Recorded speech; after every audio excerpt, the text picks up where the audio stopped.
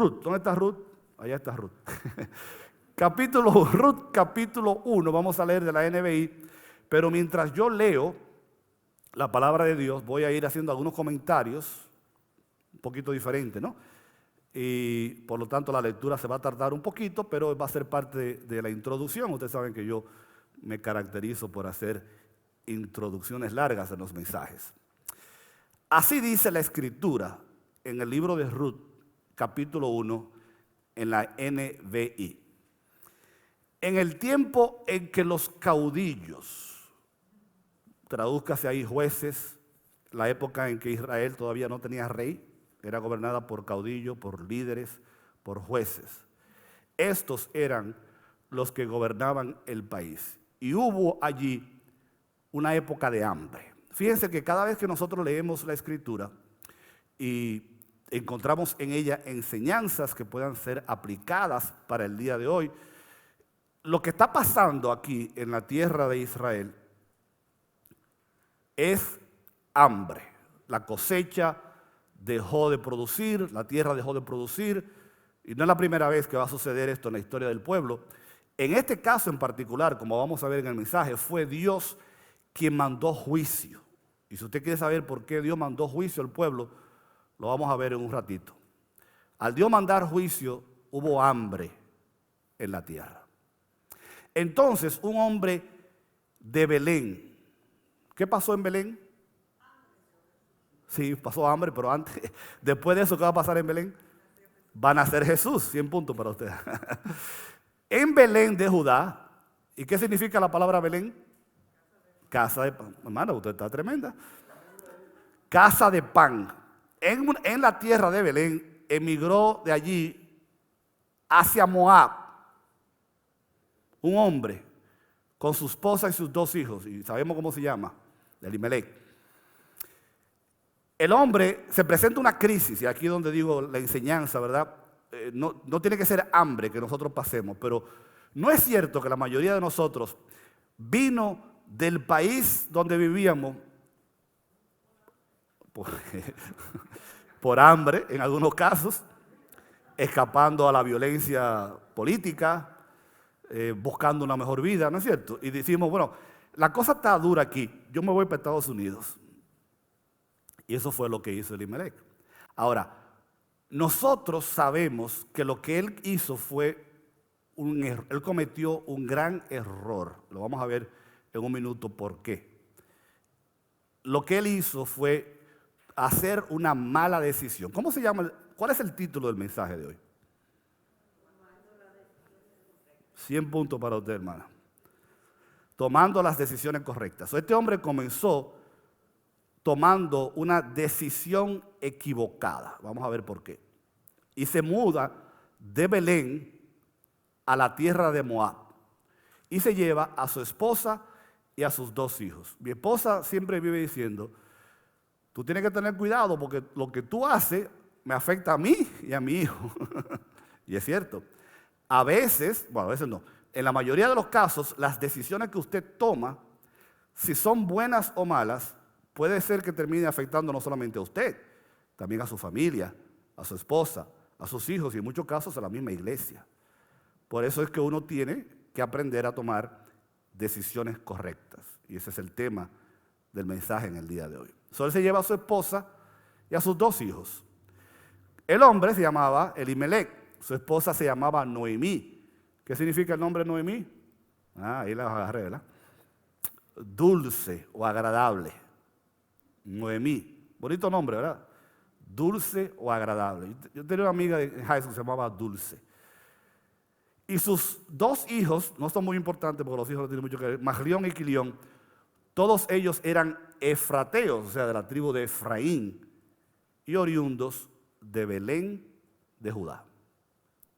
Cuando llegaron a la tierra de Moab, se quedaron a vivir allí. Pero, no fue de COVID, pero Elimelech muere. No sabemos de qué, si fue un ataque cardíaco.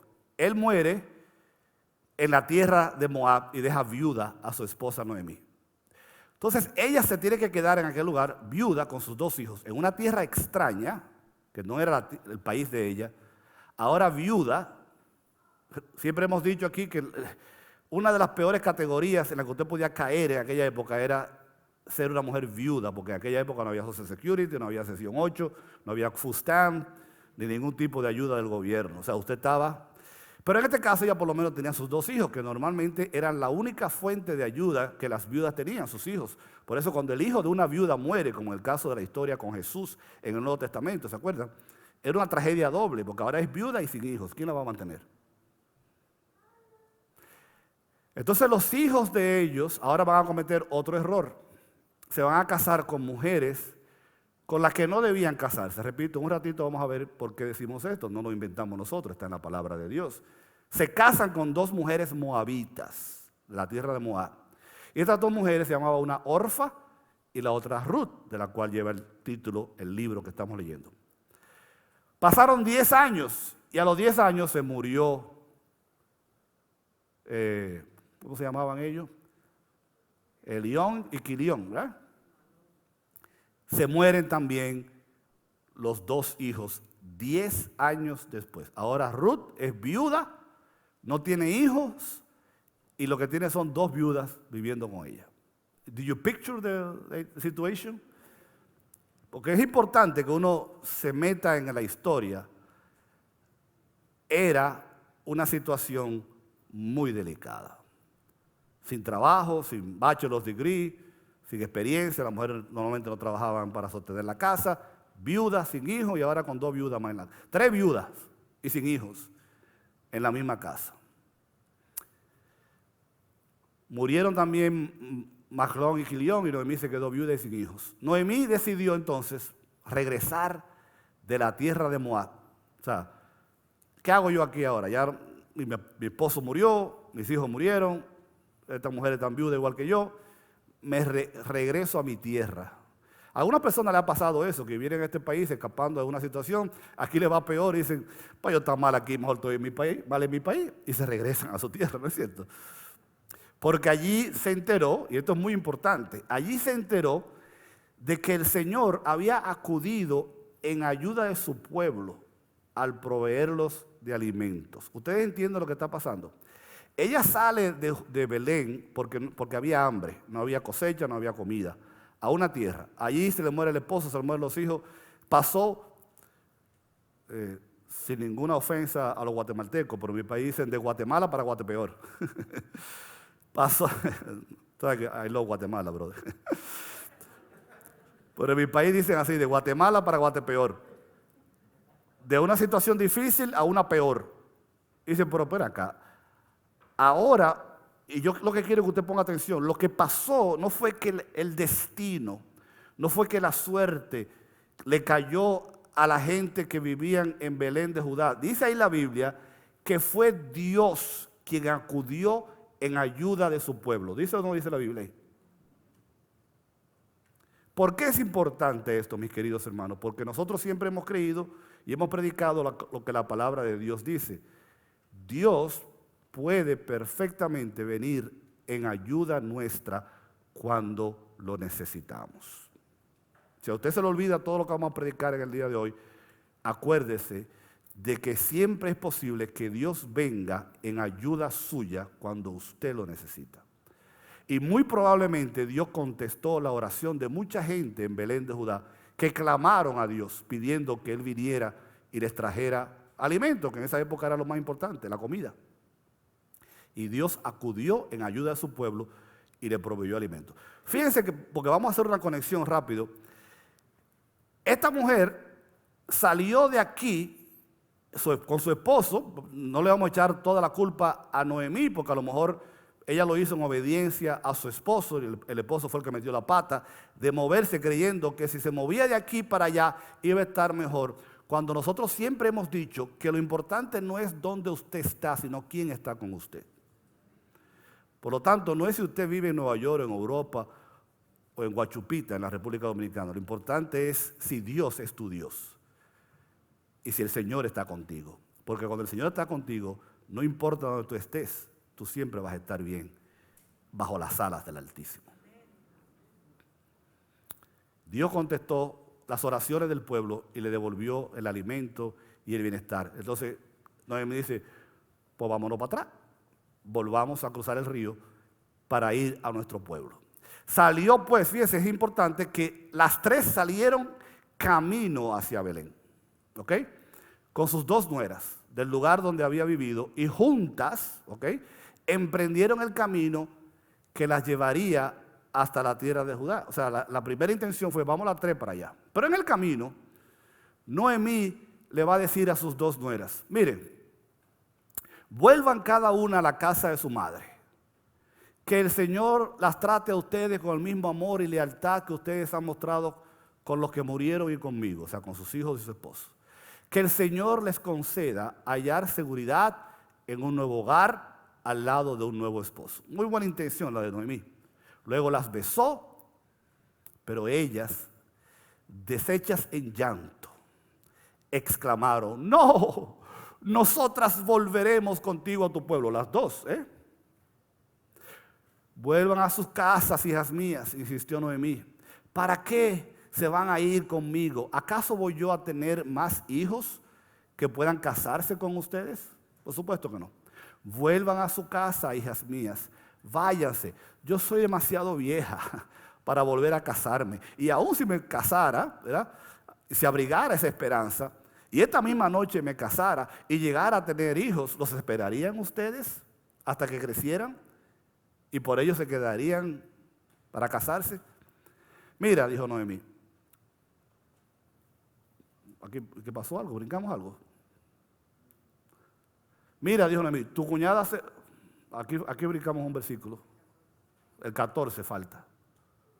Pero anyway, porque Orfa se regresa. Brincamos el versículo. Orfa se regresa y se queda a Ruth con ella. So Noemí dice, tu cuñada se ha vuelto a su pueblo y a sus dioses. Fíjense, anoten lo que dice ahí la palabra de Dios. Tu cuñada se vuelve a su pueblo y a sus dioses. Orfa regresó a su pueblo y a sus dioses. Y le dicen a Ruth, vuélvete con ella. Pero Ruth respondió, no insistas en que te abandone o en que me separe de ti, porque iré a donde tú vayas y viviré a donde tú vivas. Tu pueblo será mi pueblo y tu Dios será mi Dios. Moriré donde tú mueras y allí seré sepultada. Que me castigue el Señor con toda severidad si me separara de ti algo que no sea la muerte. Al ver Noemí que Ruth estaba tan decidida a acompañarla, no le insistió más. Entonces las dos mujeres siguieron caminando hasta llegar a Belén, caminando 80 kilómetros hasta llegar a Belén. Apenas llegaron, hubo una gran conmoción en todo el pueblo a causa de ella. Siempre hay un grupito de chismosas que decían, ¿no es esta Noemí? Se preguntaban las mujeres del pueblo. A mí me gusta creer que eran chismosas, pero bueno. Ya no me llamen Noemí, ¿qué quiere decir? Dulce y amable. Ahora llámenme Mara, ¿qué quiere decir? Amarga. Muy bien.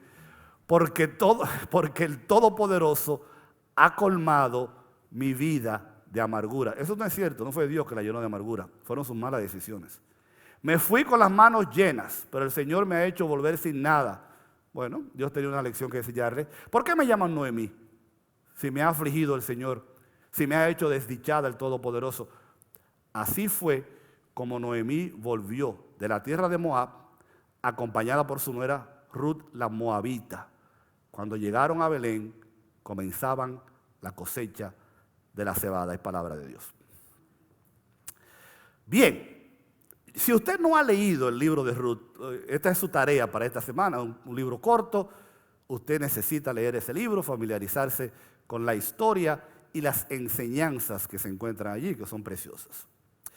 Pero hoy nosotros hemos titulado el mensaje Tomando las decisiones correctas porque entendemos que en la vida cristiana y en la vida en general, las decisiones que uno toma pueden tener un impacto en el presente y hasta en el futuro de cada uno de nosotros. En una ocasión que predicamos un sermón parecido, decíamos que hay decisiones que usted toma que no tienen trascendencia. Me pongo una corbata o no me la pongo. A veces yo predico con corbata, a veces sin corbata. Eso no trae consecuencias de ningún tipo.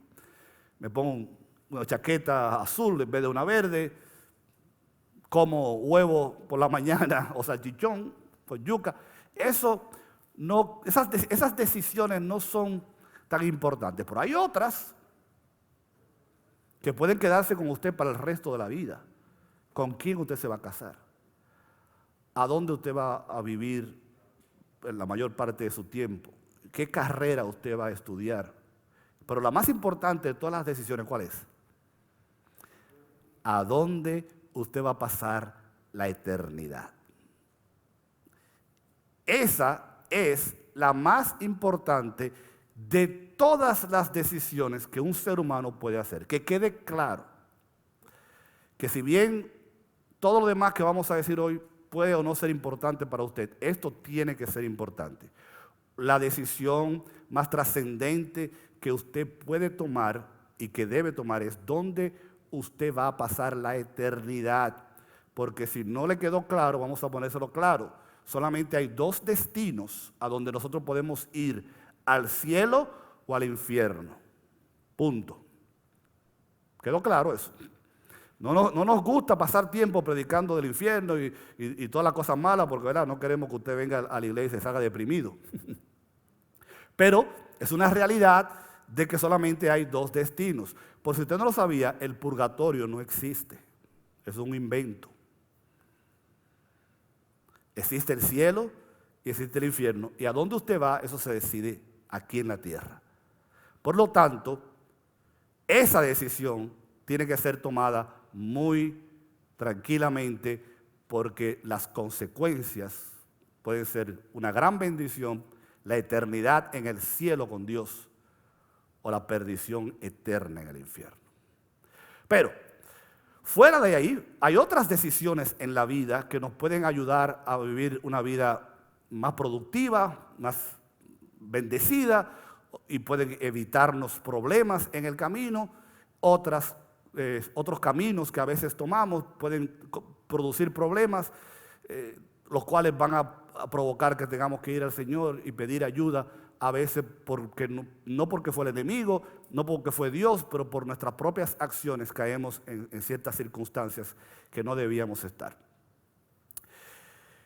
La Biblia enseña en este pasaje que cuando llega la crisis a la tierra de Belén, Elimelec toma una decisión incorrecta. Y pregúnteme, pastor, ¿por qué usted dice que esa decisión fue incorrecta? Pregunta. Thank you, Johanna. No te veo la boca moviéndote, pero... Porque él se fue a una ciudad donde Dios había dicho que ellos no debían vivir. Se fue a vivir con un pueblo donde Dios le había dicho que ellos no estaban supuestos a mezclarse con esa gente.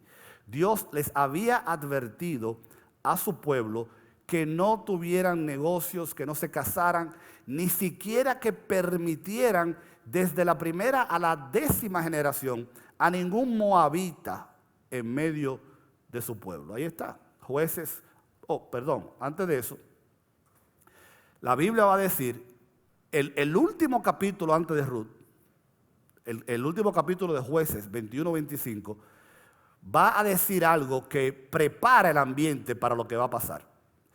Y en la Dios habla hoy, dice la Biblia, en Jueces 21-25, que en aquella época no había rey en Israel, porque acuérdense que el primer rey va a ser Saúl. Y cada cual hacía lo que le daba la gana. Así dice la Dios habla hoy, lo puede buscar. Las otras versiones dicen cada cual hacía lo que le parecía, cada cual hacía lo que quería, pero me gustó la traducción de la Dios habla hoy que dice cada cual hacía lo que le daba la gana. El pueblo había caído en un estado de idolatría y por eso, dice la Biblia, Dios había mandado juicio al pueblo y estaban pasando por la situación que pasaba porque todo el mundo hacía lo que le daba la gana cuando se suponía que lo que tenían que hacer era la voluntad de Dios. O entendemos, mis queridos hermanos, que cuando uno hace lo que le da la gana y no la voluntad de Dios, uno puede caer en el juicio de Dios. Entonces, si las cosas están mal, si hay crisis en tu vida, si tú siempre estás pasando el Niágara en bicicleta, si tú siempre estás en un hoyo y la piña siempre está agria, mira a ver, porque a lo mejor es porque tú estás en desobediencia a lo que Dios te ha mandado, que tú sabes lo que es, pero tú has decidido, como la gente en aquella época, hacer lo que te da la gana. Pero en Deuteronomio 23, del 3 al 6, Dios les había advertido al pueblo diciendo: no podrán entrar en la asamblea del Señor los amonitas, ni los moabitas, ni ninguno de sus descendientes, hasta la 10ª generación. O sea, nacía un hijo, otro, hasta que no naciera la 10ª generación, ninguno podía entrar. Por lo tanto, no solamente no podían entrar a la asamblea, ellos no podían casarse con gente de la tierra de Moab, ni con ninguno de sus descendientes. ¿Y por qué razón Dios les había dicho a ellos que no se juntaran con los moabitas? Porque un día, cuando el pueblo de Israel venía de Egipto, atravesando el desierto de Moab para cruzar a la tierra prometida, acamparon frente al desierto de Moab, al valle de Moab, para cruzar, y los moabitas no solamente no los ayudaron, no solamente no le dieron pan y agua, como dice la Biblia, sino que trataron de maldecirlos. Y usted va a encontrar la historia en el Antiguo Testamento cuando el rey Balac ve al pueblo de Israel, una gran multitud, ¿verdad?, al mando de Josué, que está al punto de entrar a la tierra prometida, y mandan a buscar, estoy haciendo la historia para los que no están familiarizados con la misma, mandan a buscar a un profeta llamado Balán para que viniera y maldijera al pueblo.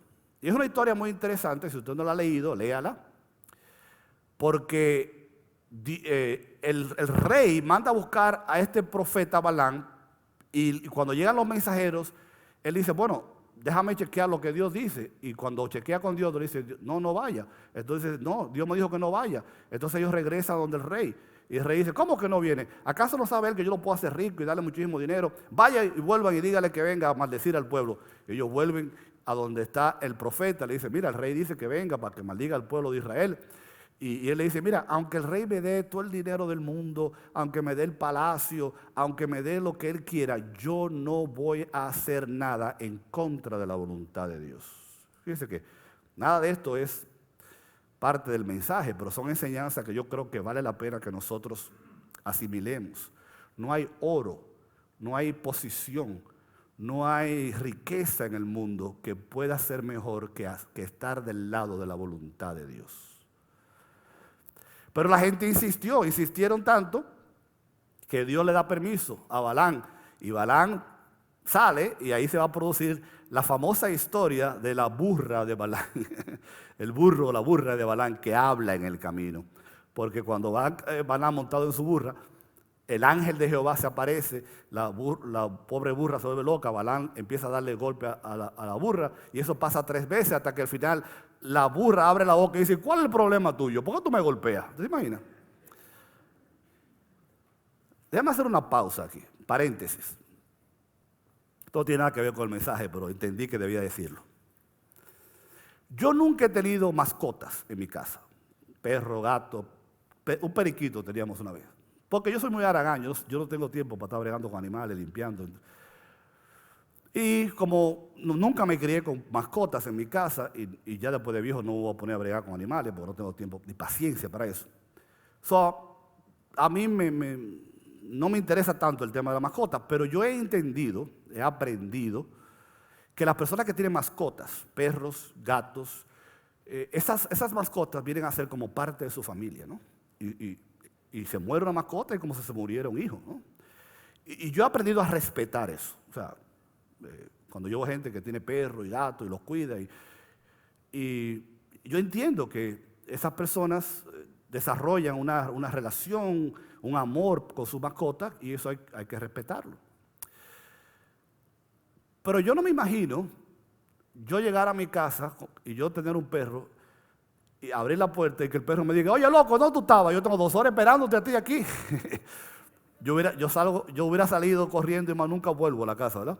Imagínense lo que le pasó al pobre Balán cuando oyó a la burra hablándole y quejándose pero la historia es porque Dios tenía un mensaje para este hombre, donde le iba a decir que no hiciera lo que el rey le pidió, sino que en vez de maldecir al pueblo, lo bendijera. Pero volviendo al tema de las mascotas, hay una iglesia en la que nosotros rentábamos antes para celebrar los cultos en la iglesia de Bergenfield, y ellos tienen todos los años un culto para bendecir a las mascotas.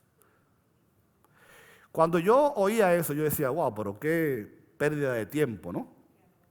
Decía yo, eso no es bíblico, y que un culto para bendecir, y la gente venía con su perro, con su gato, con su serpiente, con su cacata, a bendecir los animales. Usted no tiene tanta suerte de que aquí hagamos culto para bendecir a la mascota. Pero yo he llegado a la conclusión de que sí es válido que uno ore por su perro y su gato, para que Dios los bendiga y los cuide y le dé salud. ¿Por qué? Porque si uno ora para que Dios proteja el templo, la casa de uno, el edificio, para que no le caiga un avión encima, o cuando uno sale a manejar para que Dios cuide su carro, para que no lo choquen, porque no es por lo que vale el carro, sino que cuando uno choca tiene que llamar a la policía, el seguro, llevar el carro a que lo arregle. Eso es un dolor de cabeza. Yo oro para que el Señor protege el carro, para que no me pase nada. Entonces, ¿por qué no orar por la mascota también? Orar por el perro, por el gato, por el pececito, para que no se lo coma el gato. O sea, yo pienso que eso es válido, así que si usted siéntase tranquilo de orar por su mascota y pedirle a Dios que las cuide y las protege. Balaam, al final de la historia, en vez de maldecir al pueblo, él termina bendiciendo al pueblo de Israel. Y el rey cogió toda la cuerda. Yo no te contraté a ti para que viniera a bendecir al pueblo de Israel, sino para que lo maldijera. Y si te lo vas a maldecir, por lo menos bendícelo. Pero si no lo vas a maldecir, tampoco lo bendigas, le va a decir el rey.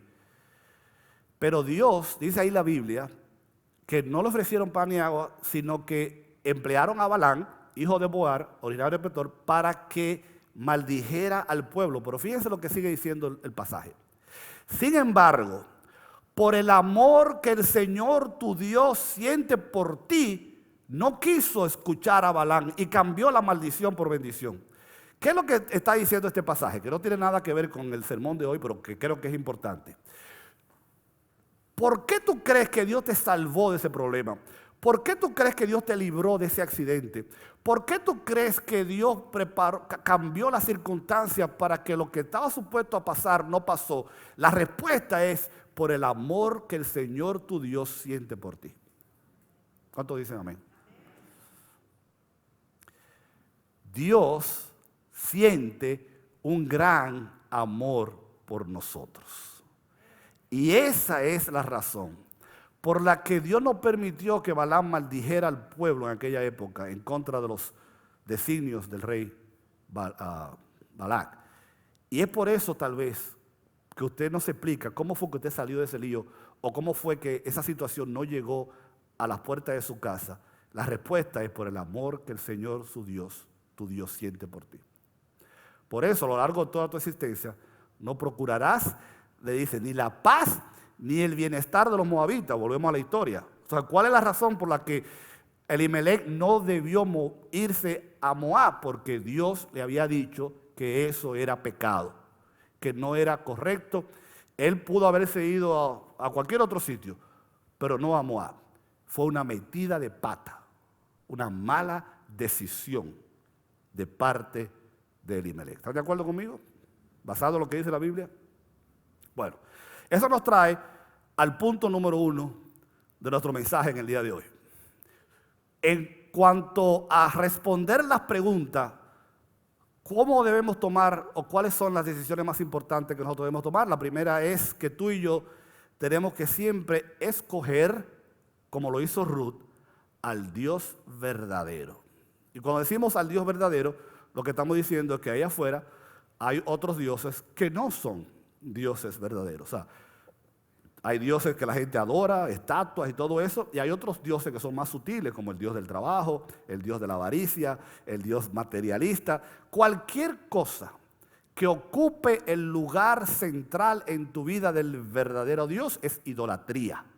Y nosotros tenemos que aprender a escoger siempre al Dios verdadero. ¿Qué fue eso lo que hizo Ruth? Dice la Biblia que ella insistió cuando, a pesar de que Orfa se había ido.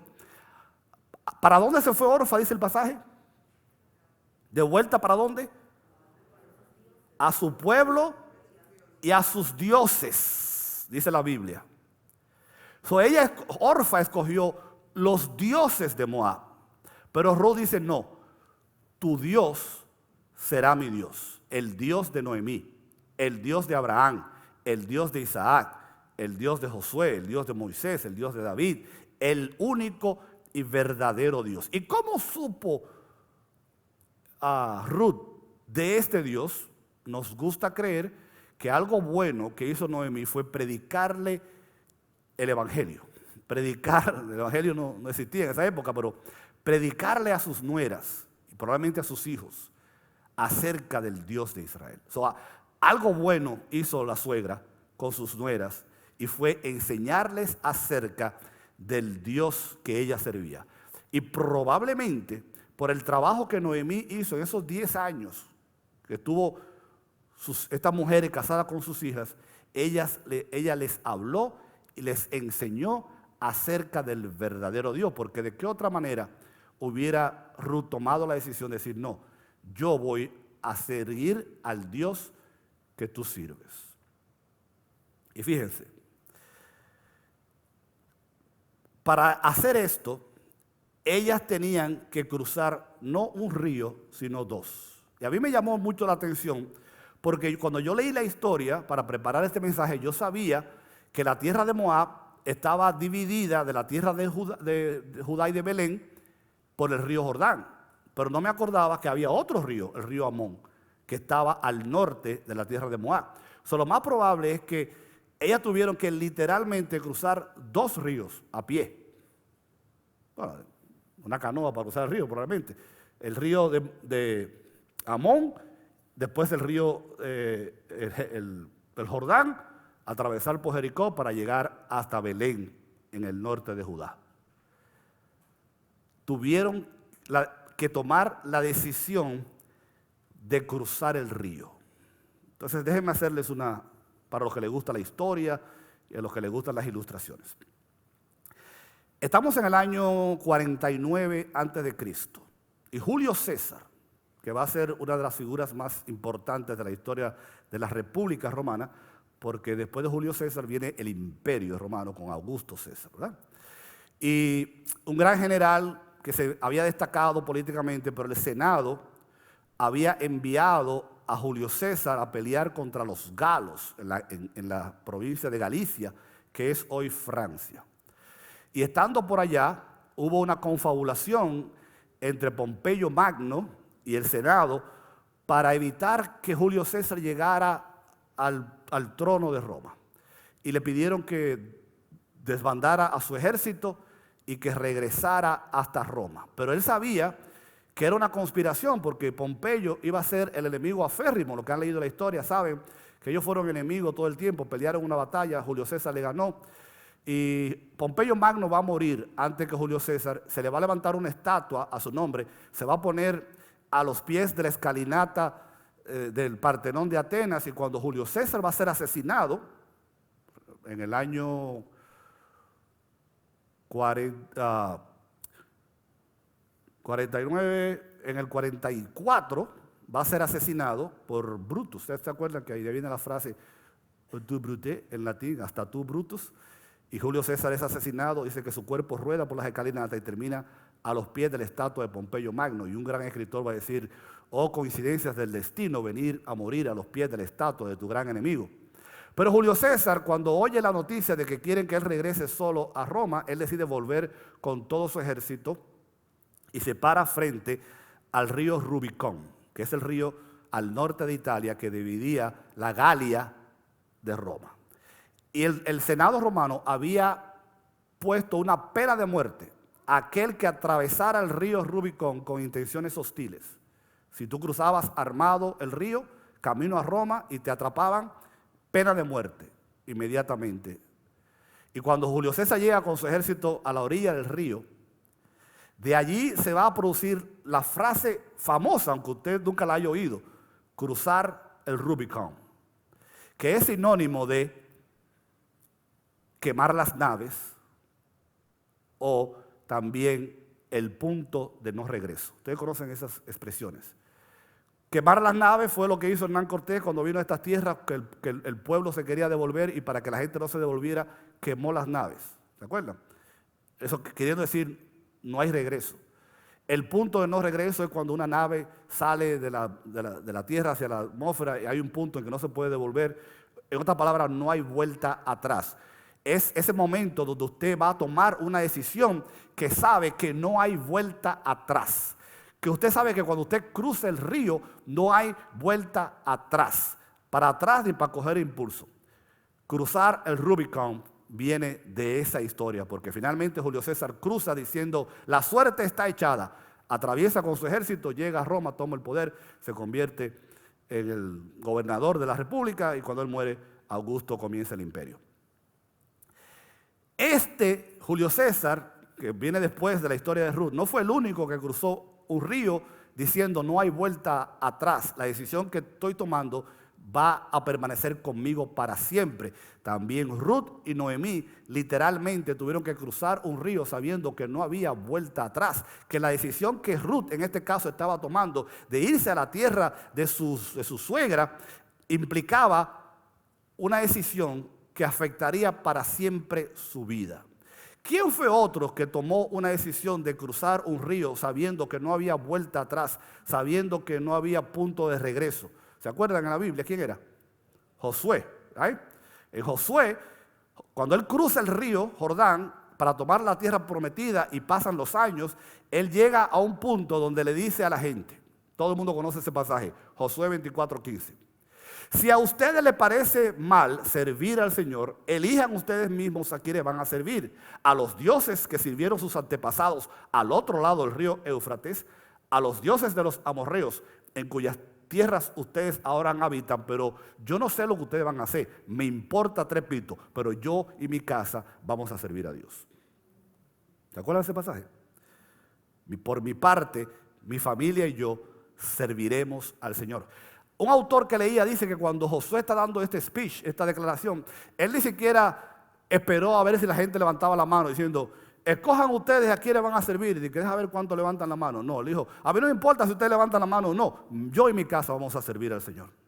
Y eso es exactamente lo que está haciendo Ruth cuando le dice, a mí no me importa lo que hizo Orfa, a mí no me importa lo que hagan los demás, yo voy a servir al Dios al que tú sirves, al Dios verdadero, al Dios del que he aprendido, al Dios que cruzó el río Jordán, al Dios que bendijo al pueblo en el desierto, al Dios que lo sacó de la esclavitud, al Dios que derribó los muros de Jericó, al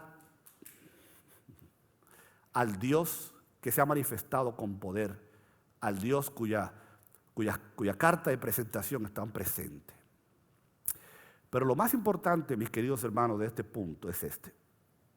Ruth no toma la decisión de seguir al Dios verdadero pensando, lo voy a hacer porque me va a ir bien, lo voy a hacer porque voy a recibir bendición, lo voy a hacer porque me va a quitar el hambre. Al igual que Josué, que no dice, yo y mi casa vamos a seguir para disfrutar las bendiciones, lo que está diciendo es, yo y mi casa vamos a servir al Señor. ¿Nos estamos entendiendo? ¿Cuál es la diferencia? Sí, Dios te va a bendecir, sí, Dios te va a dar cosas buenas, sí, estar con Dios es de beneficio para nosotros, pero la actitud no es, what is in for me?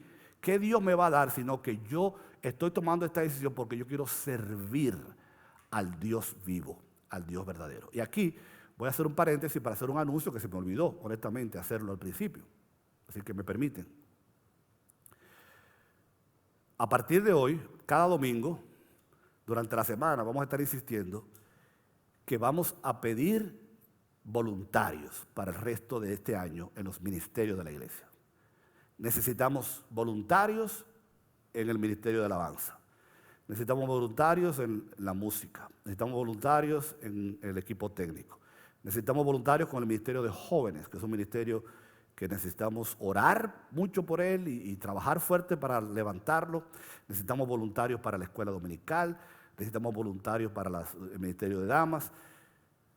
Si no espere que el pastor vaya donde usted le diga, hermano, necesitamos que usted venga, ofrézcase. Diga usted también como Ruth y diga usted también como Josué, yo y mi casa vamos a servir a Dios. Y lo vamos a hacer a través de la iglesia. y nos vamos a ofrecer, vamos a dar nuestro tiempo, vamos a dar nuestro talento, vamos a dar nuestro dinero, vamos a dar nuestros recursos, vamos a poner nuestras vidas en las manos del Señor para servirle, porque este es el énfasis. Ruth no tomó la decisión que tomó pensando en ella, y eso se ve en toda la historia. Ella tomó la decisión que tomó porque entendía que sirviendo a su nuera, a su suegra, que era pobre, que no tenía marido, que no tenía quien la acompañara, entendía ella que era un abuso dejar que esta mujer volviera con una mano adelante y otra atrás, como dicen en mi país, de regreso a su tierra. Ella dijo, no, es mi deber, es mi responsabilidad cuidar de esta mujer, y sirviéndola a ella yo voy a servir a Dios.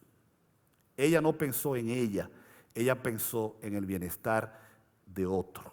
Y eso es lo que tú y yo estamos llamados a hacer, querido hermano, en el 2021, en lo que queda de este año. No es que la iglesia va a hacer por mí. Sí, la iglesia puede hacer muchas cosas por ti, pero ¿qué tú puedes hacer por el Señor? ¿Qué tú puedes hacer por la iglesia?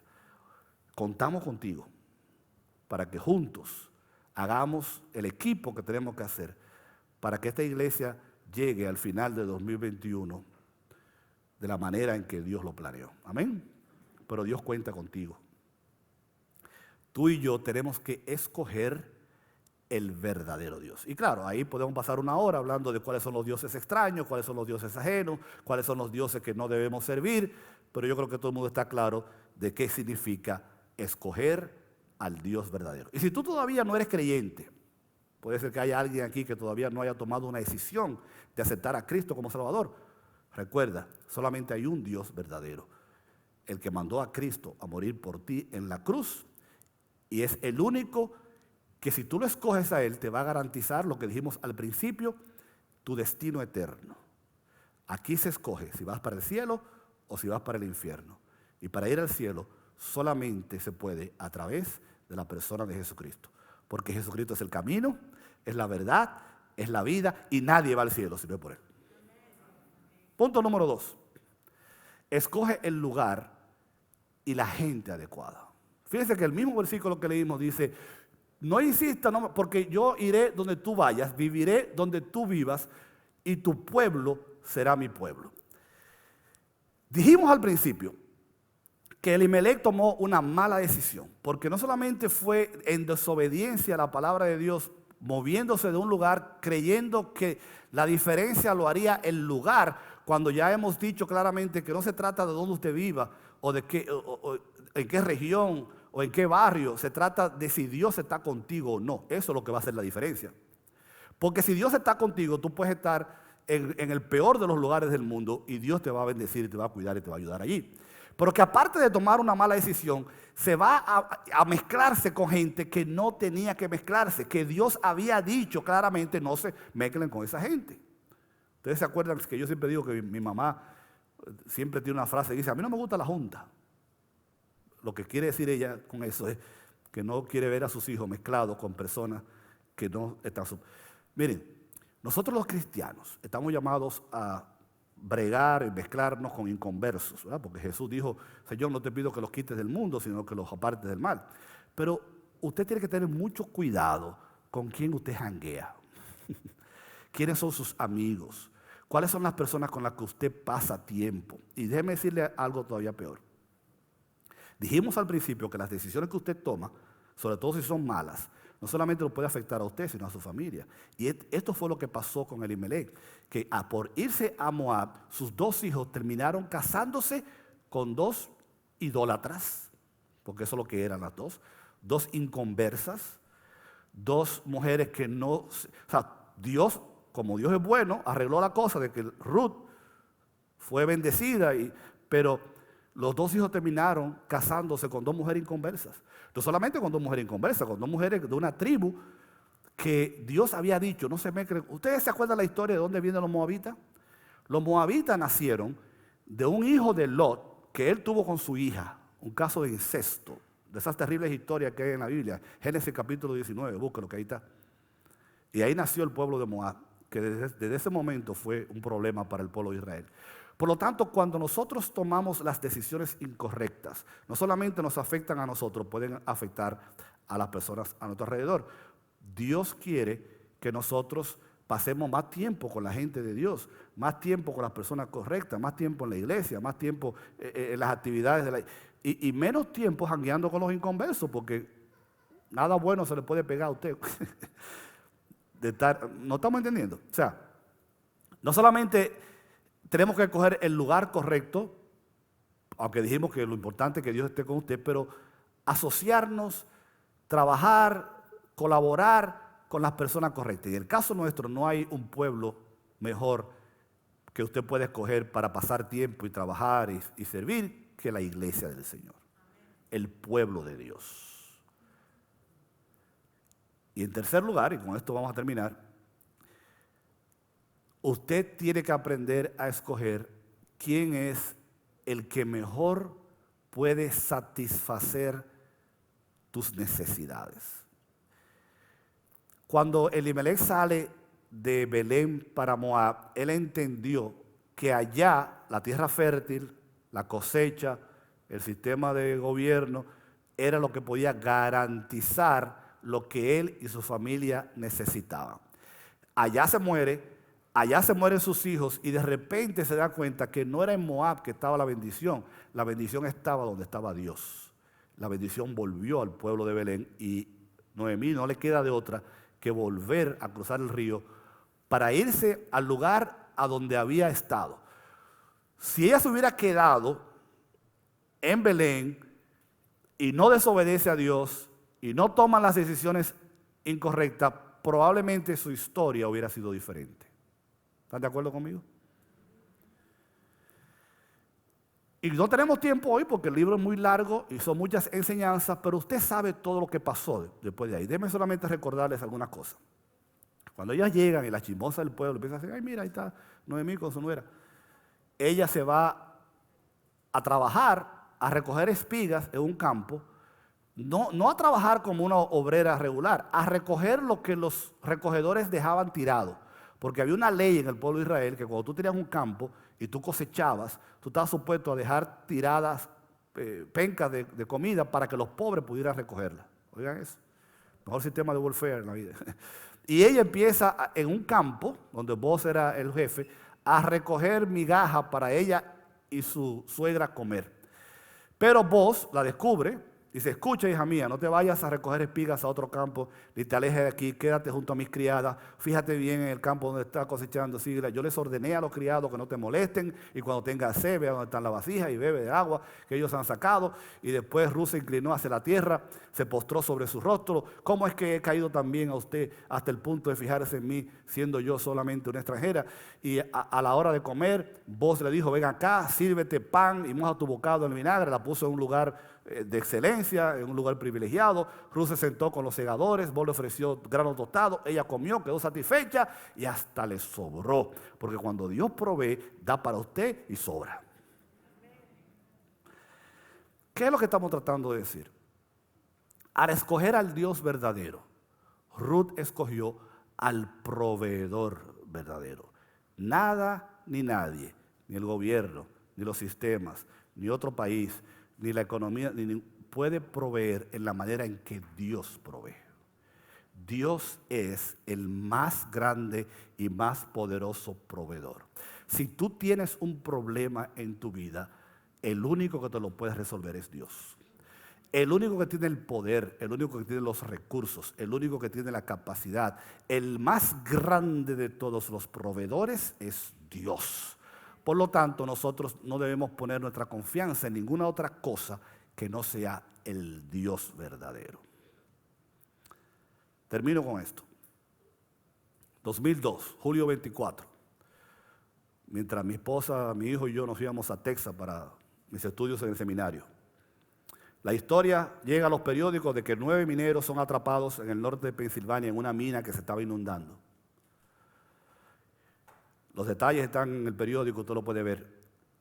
En 3 días que pasaron ellos allí y que se temía que iban a perder la vida, se cuenta que ellos, mientras el agua subía, estaban a punto de ahogarse los 9 en la mina, ellos decidieron amarrarse con sogas, los 9, para no solamente evitar que el agua se llevara a uno de ellos y se muriera, Ellos lo que pensaron fue, vamos a estar juntos hasta la muerte, para que si nos morimos, cuando nos encuentren a todos juntos.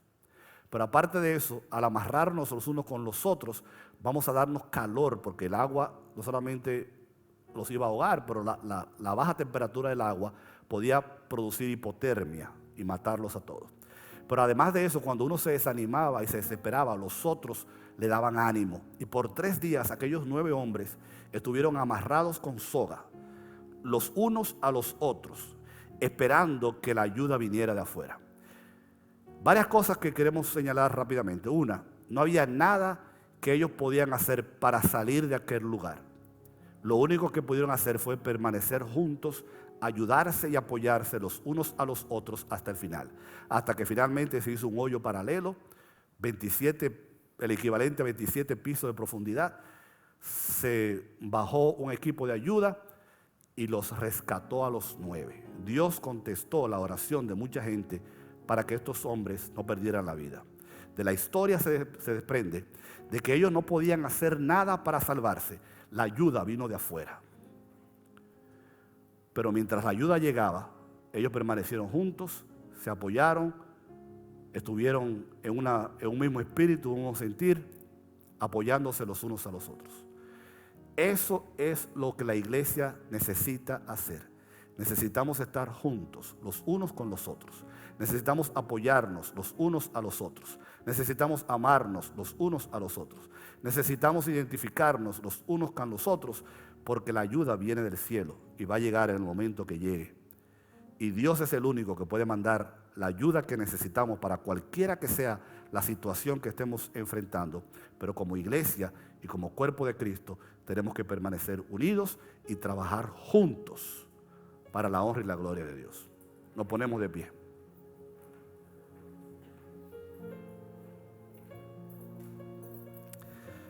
Vamos a pedirle al grupo de alabanza que llegue hasta aquí para que terminemos como siempre cantándole al Señor, el cual es digno, en nombre de quien celebramos culto cada domingo y le decimos: Padre, gracias. Gracias por la fidelidad de esta mujer que dijo: tu pueblo será mi pueblo, tu Dios será mi Dios. Que nosotros también podamos decir lo mismo. Que tú seas el Dios de esta iglesia, que tú seas el Dios de nuestras familias, que tú seas el Dios de nuestras vidas. Que como Josué nosotros digamos: yo no sé lo que los demás van a hacer, pero mi casa y yo serviremos al Señor. Queremos servirte a ti, Señor. Queremos que tú seas nuestro Dios.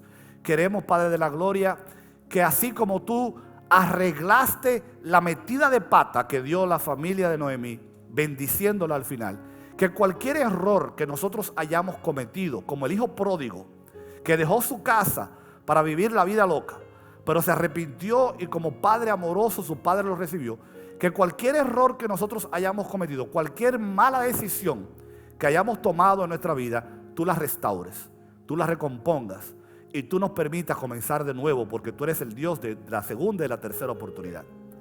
Ayúdanos a tomar decisiones correctas en nuestras vidas. Y a ti sea la honra y la gloria en el nombre de Jesús. Amén. Que Dios le bendiga, hermanos.